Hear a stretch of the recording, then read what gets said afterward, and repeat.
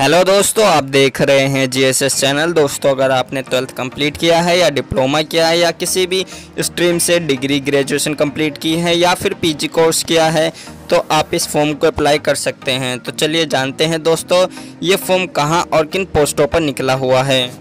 इसके लिए दोस्तों आपको NWDA के ऑफिशियल साइट पे आ जाना है। जैसे आप इसके ऑफिशियल साइट पे आओगे तो यहाँ पे आपको वैकेंसी वाले पार्ट पर क्लिक कर देना है। जैसे आप इस पर क्लिक करोगे तो यहाँ पे आपको नीचे स्क्रॉल डाउन करके नीचे आ जाना है और यहाँ पे आपको शो कर रहा होगा डाउनलोड एडवर्टाइज नंबर। जैसे ही आप उस पर क्लिक करोगे तो यहाँ पे आपको एक एडवर्टाइजमेंट शो कर देगा जो आपके डाउनलोड कॉलम वाले सेक्शन में मिल जाएगा। ये दोस्तों आपको जो फॉर्म निकला है, जो वैकेंसी निकली है, उसके बारे में इंफॉर्मेशन दी गई है। जल विभाग में दोस्तों जैसा कि आप देख सकते हो, name of the post junior engineer के पोस्ट पर, हिंदी ट्रांसलेटर के पोस्ट पर, जूनियर अकाउंट्स ऑफिसर पे, अपर डिवीज़न क्लर्क पे, स्टेनोग्राफर ग्रेड सेकंड। इसके अलावा लोअर डिवीज़न क्लर्क पर भी वैकेंसीज निकली हुई हैं।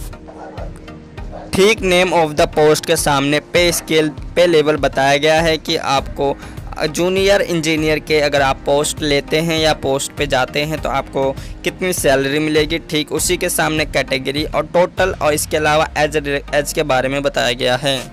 अगर आपकी उम्र 18 से 27 साल के बीच में है तो आप जूनियर इंजीनियर, अपर डिवीज़न क्लर्क, स्टेनोग्राफर, इसके अलावा लोअर डिवीज़न के लिए अप्लाई कर सकते हैं। इसके अलावा अगर आप 21 से 30 साल के लिए हैं तो हिंदी ट्रांसलेटर और अकाउंट ऑफिसर के लिए अप्लाई कर सकते हैं। एजुकेशन क्वालिफिकेशन की बात की जाए जूनियर इंजीनियर के लिए तो अगर आपने सिविल इंजीनियर में डिप्लोमा किया है या किसी यूनिवर्सिटी से डिग्री हासिल की है तो आप इसे अप्लाई कर सकते हैं। हिंदी ट्रांसलेटर के लिए बात की जाए तो अगर आपने हिंदी में मास्टर डिग्री हासिल की है, इंग्लिश कंपलसरी सब्जेक्ट होना चाहिए उसमें आपका, तो अप्लाई कर सकते हैं। ठीक उसी की तरह अगर आपने इंग्लिश में मास्टर डिग्री की है और आपका जो कंपलसरी सब्जेक्ट है वो हिंदी होना चाहिए। इसके अलावा अगर आपने किसी भी सब्जेक्ट में मास्टर डिग्री हासिल की है हिंदी मीडियम से तो आपका उसमें इंग्लिश सब्जेक्ट कंपलसरी होना चाहिए। ठीक इसी तरह से अगर आपने मास्टर डिग्री हासिल किया किसी भी सब्जेक्ट में इंग्लिश मीडियम के साथ और उसमें आपका हिंदी सब्जेक्ट कंपलसरी था तो इसे अप्लाई कर सकते हैं। जूनियर अकाउंट ऑफिसर की बात की जाए तो इसके लिए आपको BCom MCom की डिग्री चाहिए। अगर आपको 3 साल का एक्सपीरियंस है तो भी आप अप्लाई कर सकते हैं। इसके अलावा अपर डिवीज़न क्लर्क की बात की जाए तो अगर आपने किसी भी स्ट्रीम से ग्रेजुएशन कंप्लीट किया है और अगर उसके आपके पास डिग्री हासिल है तो आप इसे अप्लाई कर सकते हैं। इसके अलावा अगर आपको कंप्यूटर की बेसिक नॉलेज है तो भी आप अप्लाई कर सकते हैं। नेक्स्ट है स्टेनोग्राफर ग्रेड सेकंड के लिए अगर आपने 12th क्लास कंप्लीट किया है तो अप्लाई कर सकते हैं। साथ ही साथ अगर आपकी कंप्यूटर टाइपिंग स्पीड अच्छी है 80 WPM तो आप भी अप्लाई कर सकते हैं। नेक्स्ट पोस्ट है लोअर डिवीज़न क्लर्क के लिए अगर आपने 12th क्लास कंप्लीट किया है और अगर आपकी computer typing speed 35 WPM in English and 30 WPM इन हिंदी है तो आप इसे अप्लाई कर सकते हैं। इसके अलावा दोस्तों जो स्टार्टिंग डेट है अप्लाई करने की वो 10 मई से है और लास्ट डेट है 25 जून। एप्लीकेशन फ़ीस की बात की जाए तो जनरल OBC के लिए है 840 रुपये जबकि SC ST के लिए है 500 रुपये।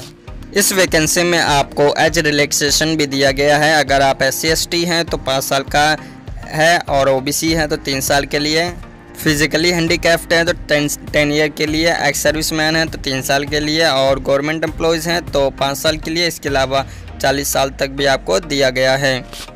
अब बात करते हैं कि अब आपका सिलेक्शन कैसा होगा, सिलेक्शन प्रोसेस क्या होगा, चलिए जानते हैं। पहला पॉइंट है for the post of junior engineer या Hindi translator junior account officer UDC and selection will be made through a computer based online test. पहले पॉइंट में जितनी भी पोस्टें बताई गई हैं उसके लिए आपका ऑनलाइन टेस्ट होगा। अगर आप उसमें सेलेक्ट होते हैं तो आपको जो पोस्ट बताई गई है उसमें आपको वो पोस्ट आपको मिल जाएगी। ठीक इसी तरह से LDC के लिए कंप्यूटर बेस्ड टेस्ट होगा जिसमें आपको टाइपिंग टेस्ट या शॉर्ट हैंड टेस्ट देना पड़ेगा। फॉर्म को भरते वक्त आपको कुछ चीज़ें ध्यान में रखनी है। जैसे आपका जो फ़ोन नंबर है या ईमेल ID है वो वैलिड होना चाहिए। साथ ही साथ आपके पास जो पासपोर्ट साइज़ एक कलर फ़ोटो होना चाहिए और ये कम से कम 3 महीने से पुराना नहीं होना चाहिए। इसके अलावा दोस्तों जो भी आपको बताया गया है कि एजुकेशन क्वालिफ़िकेशन में क्या क्या डॉक्यूमेंट्स लगेंगे वो आपके पास होने चाहिए और जब आप इसका फॉर्म भरेंगे तो आपका जो इसके फॉर्म भरने के बाद एक प्रिंट आएगा उसे आपको अपने पास रखना है। 25 जून तक आप इस फॉर्म को अप्लाई कर सकते हैं। तो दोस्तों बस अभी इतना ही इस वीडियो में। अगर आपको वीडियो यूज़फुल लगी है तो आप इसे लाइक कर दीजिए और चैनल को ज़रूर सब्सक्राइब कीजिए।